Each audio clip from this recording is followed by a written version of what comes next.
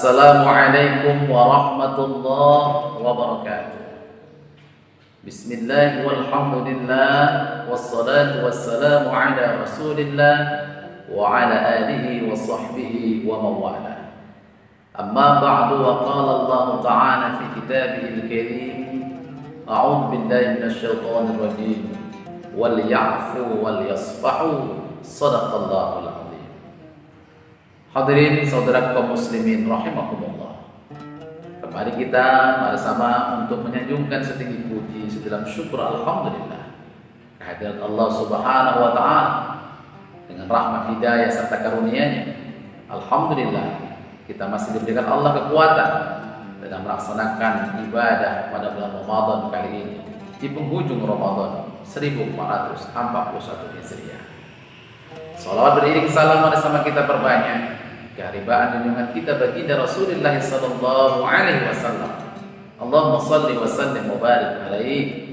Mudah-mudahan kita termasuk umat Rasulullah yang senantiasa istiqomah dalam menjalankan syariat yang beliau bawa, yang pada akhirnya kita berharap syafaatnya. Amin ya rabbal alamin.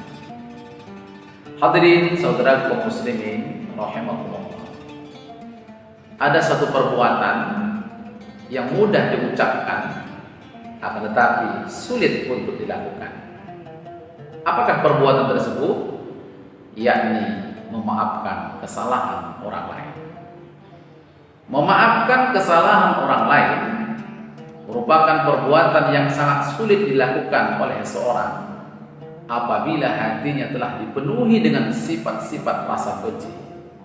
Nah, oleh karenanya Allah Subhanahu wa taala memberikan pengajaran kepada kita bahwasanya salah satu sifat dan ciri orang-orang yang bertakwa itu adalah senantiasa bisa memaafkan kesalahan orang lain, wal 'afina 'anil nas, memaafkan kesalahan orang lain.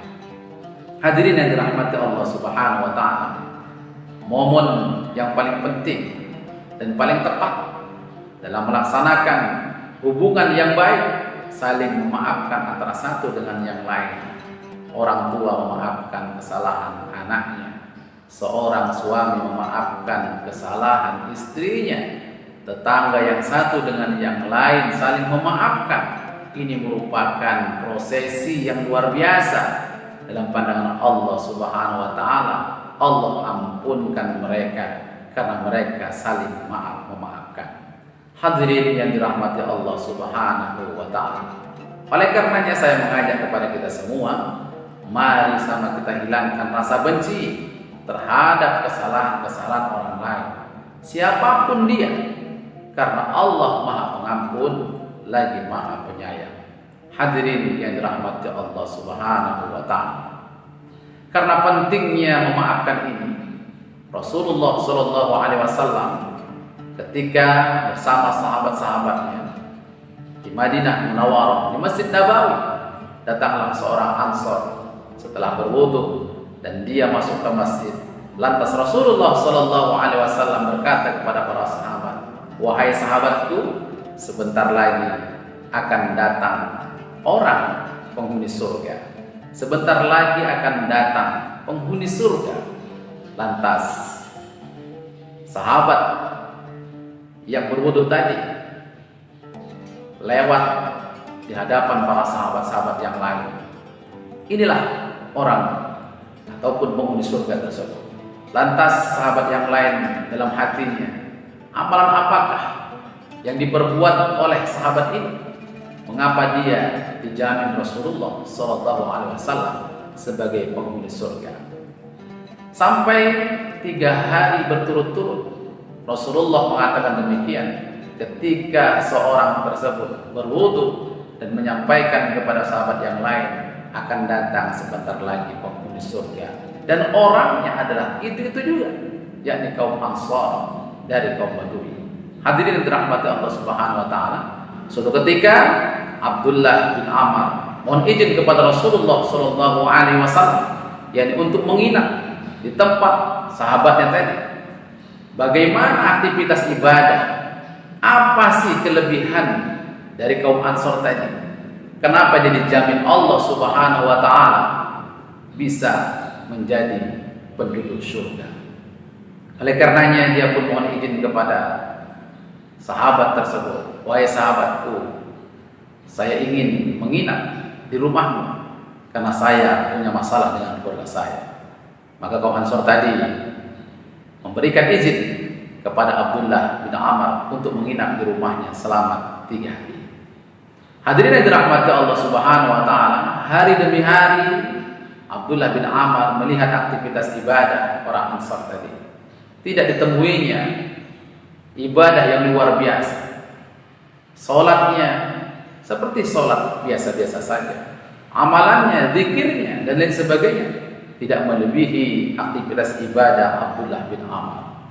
Ketika di hari yang ketiga Abdullah bin Amr pun mohon izin untuk pulang ke rumahnya, dan dia mengatakan, wahai sahabatku, sesungguhnya aku tidak punya masalah dengan keluargaku. Akan tetapi aku ingin tahu bagaimana Rasulullah SAW menjaminmu sebagai penduduk surga dan penghuni surga. Apakah amalanmu selama 3 hari ini? Saya tidak melihat kelebihan amalmu dibandingkan sahabat-sahabat yang lain.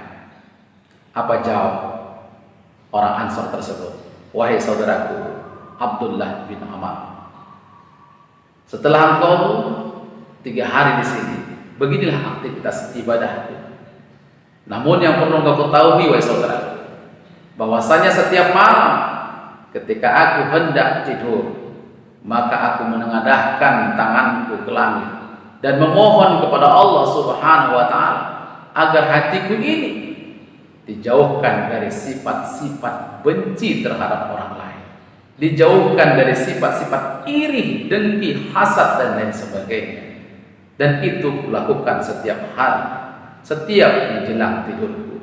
Mungkin itulah yang Rasulullah SAW pandang ketika setiap hari aku lakukan itu, Allah memberikan derajat kepadaku.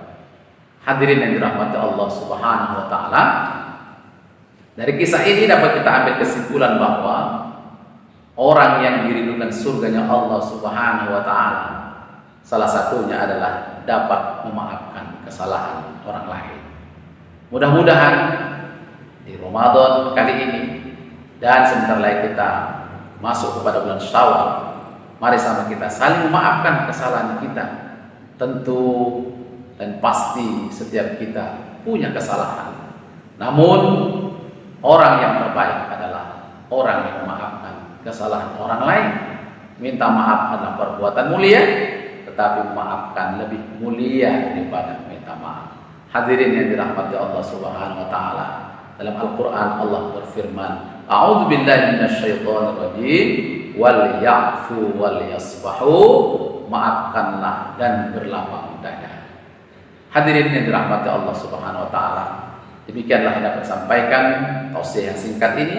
Mudah-mudahan momen hari raya Idul Fitri ini mengembalikan kita kepada Idul Fitri, kembali kepada fitrah, kembali kepada kesucian. Amin amin ya rabbal alamin.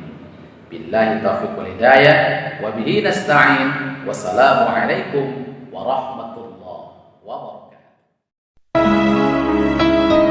لا معاذ يرعبني ظلم يهددني لا شيء أخسره لا مهما يطول الدرب فالحق